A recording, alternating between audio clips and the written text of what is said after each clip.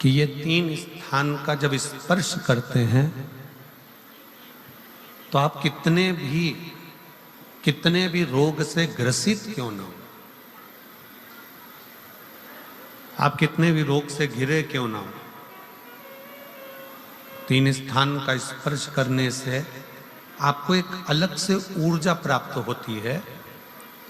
और आपके शरीर में कितना भी कंपन हो रहा हो, कितनी भी कमजोरी हो रही हो, कितना भी दर्द हो रहा हो, कितना भी कष्ट हो रहा हो, तीन स्थान शिवालय में शिवलिंग के जगह पर बताए गए हैं। उन स्थानों का स्पर्श करने से शरीर में एक ऊर्जा आती है। शिवलिंग के अंतर्गत तीन स्थान ऐसे बताए गए हैं जो हमारे को एक बल देते हैं, हमारे भीतर की ऊर्जा उत्पन्न करते हैं।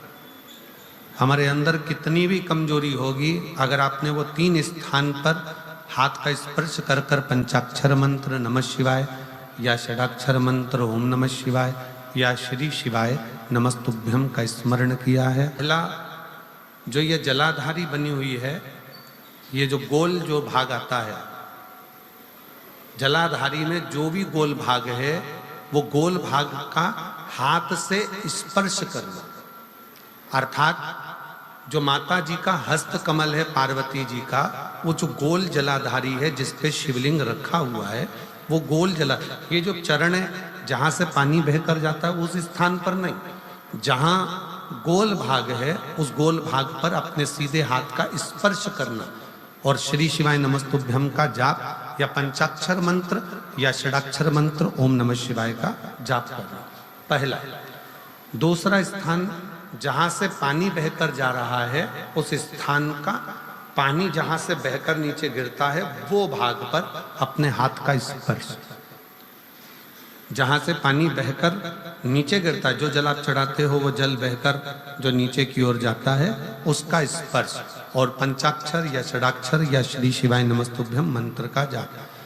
फिर तीसरा स्थान बताया कि शिवलिंग में किसी भी स्थान पर अपनी हथेली का स्पर्श, केवल हथेली का स्पर्श, उसमें उंगलियों का स्पर्श नहीं, केवल हथेली का स्पर्श, और पंचाक्षर या षडाक्षर या श्री शिवाय नमस्तुभ्यम मंत्र का जाप।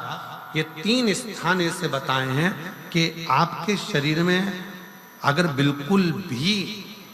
बिल्कुल भी इतनी एनर्जी नहीं है कि आप 2 कदम चल सकते हैं, तो शंकर के मंदिर में शिवालय में जाकर ये तीन स्थान का स्पर्श करिए।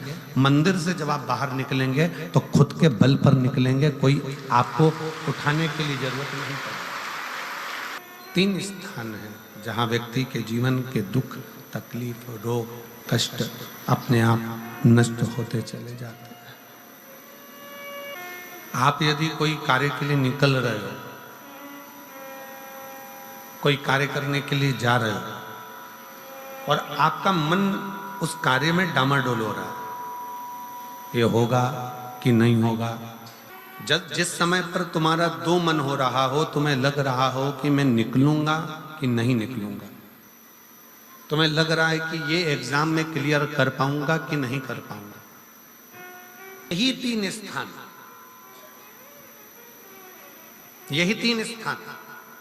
तीन अक्षत को इन तीन स्थान पर ही रखा जाता है।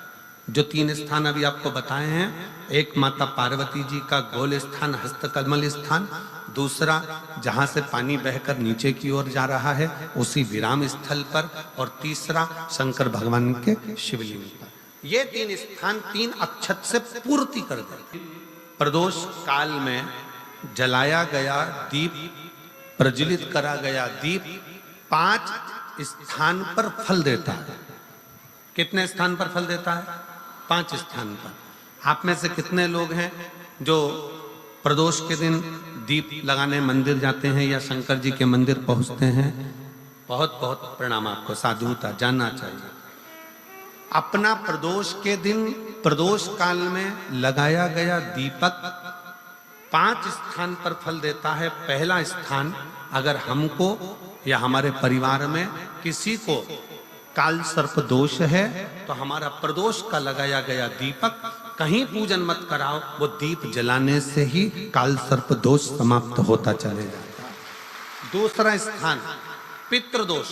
अगर किसी ने कह दिया कि तेरे घर में पितृदोष है, कैसा भी तुम्हें कोई पितृदोष बता दे, कितना भी तुमसे कोई कह दे कि तेरे घर में पितृ का दोष है, तेरे घर में ये दोष है, अगर आप प्रदोष के दिन, प्रदोष काल में अर्थात सूर्य अस्त के समय के 2:45 तक का जो समय होता है, 2 घंटे के समय का, उसके अंतर्गत अगर आप प्रदोष काल के समय में भगवान शंकर को दीप लगाने के लिए अगर पहुंचे हो तो वो आपको फल देगा ही, पितृदोष का निवारण होगा ही, चाहे तुम कुछ करो चाहे मत करो, वो पितृ की शांति करा दे। दूसरे नंबर पर है पितृदोष। तीसरे नंबर पर है वास्तु दोष। हमारे घर का अब एक बहुत सावधानी से श्रवण करने वाला विषय है। यदि वंश की वृद्धि नहीं है, 30 वर्ष शादी के हो गए, 40 वर्ष शादी के हो गए और औलाद है ही नहीं, डॉक्टर ने भी हाथ ऊंचे कर दिए,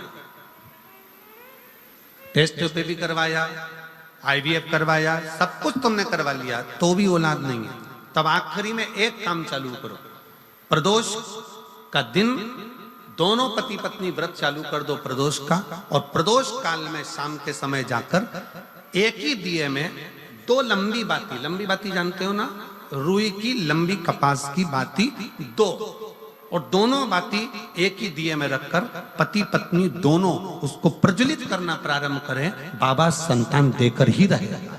औलाद की जो बाती में अंतर आ जाता है, एक गोल बाती में और लंबी बाती में अंतर आता है, बहुत अंतर आता है।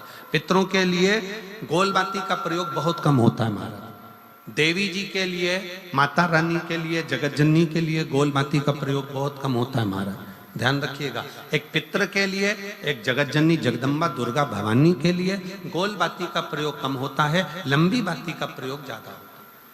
क्यों? क्योंकि हमारे घर की कुल देवी और हमारे घर के पितर हमारे वंश की वृद्धि करें, इसलिए लंबी बाती रखी जाती है, जिससे हमारा वंश बहुत लंबा चले, बहुत उन्नति की ओर बढ़े, इसलिए लंबी बाती का प्रयोग किया। शिव महापुराण की कथा कहती है 5 जगह पर हमारा जलाया गया एक दीप जो प्रदोष के दिन प्रदोष काल में लगाया जाता है, 5 जगह पर भारी पड़ता है। पहले नंबर पर जम के बोलते जाओ, काल सर्प दोष। दूसरे नंबर पर पितृदोष।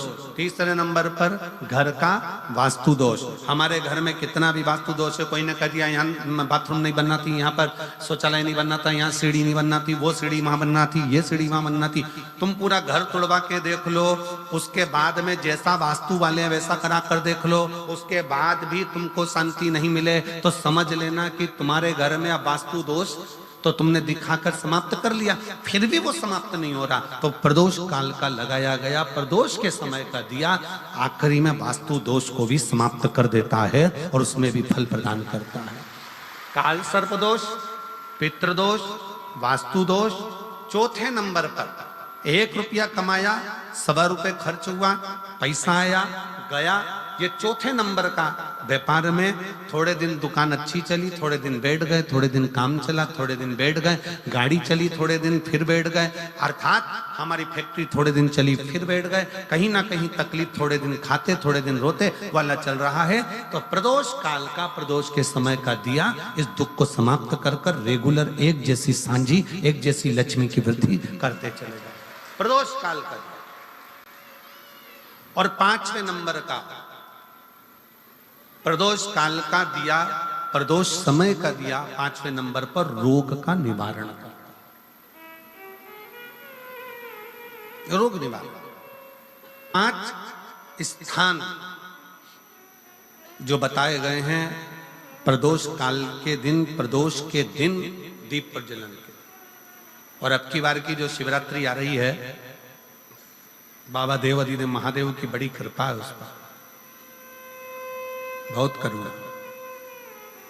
25 तारीख को प्रदोष और 26 तारीख को शिवरात्रि। अब जरा प्रदोष के पर्यांत की, प्रदोष के बाद की बिल्कुल लगी हुई पीठ से जो शिवरात्रि होती है, वो शिवरात्रि अगर उस शिवरात्रि का व्रत साधना, तप, भजन, संसार का मनुष्य कर लेता है तो जिंदगी में उसने कोई व्रत किए ना किए हो, अगर एक व्रत शिवरात्रि का, प्रदोष की पीठ से लगी हुई शिवरात्रि का अगर कर लेता है तो उसको पूरे जीवन के व्रत का पुण्य फल प्राप्त हो। एक व्रत शिवरात्रि का प्रदोष पर्यंत की, अर्थात प्रदोष की पीठ से जुड़ी हुई। अब अगर आप कोई ब्राह्मण से, अगर कोई विद्वज्जन से, कोई पंडित जी से आप पूछेंगे प्रदोष कितनी बजे लग रहा है, वो बताएंगे। फिर प्रदोष लगने के बाद प्रदोष कब समाप्त हो रहा है, तो जिस दिन 26 तारीख हो रही है उसमें लगाया, दोनों की पीठ मिल रही, दोनों।